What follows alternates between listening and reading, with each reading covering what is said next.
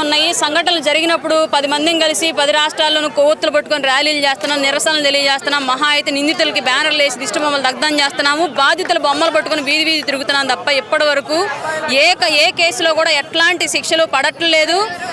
తీవ్రమైన నేరాలు జరిగిన చోట డబ్బున్న వాళ్ళు రాజకీయ నాయకులు కనుక నేరస్తులుగా ఉంటే ముఖ్యమంత్రి స్థాయి వ్యక్తులు కూడా వాళ్లను తప్పించి అమాయకులను బలిపశువులుగా చేసి నిజమైన నేరస్తులను తప్పించి ఇట్లాంటి నేరాలే రాష్ట్రంలోనూ దేశంలోనూ జరగడానికి ఎంకరేజ్ చేస్తున్న వాళ్ళుగా అవుతున్నారు. కాబట్టి రానున్న రోజుల్లో మార్పు రాజకీయ నాయకుల్లోనూ చట్టాల్లోనూ భారీగా రావాలి.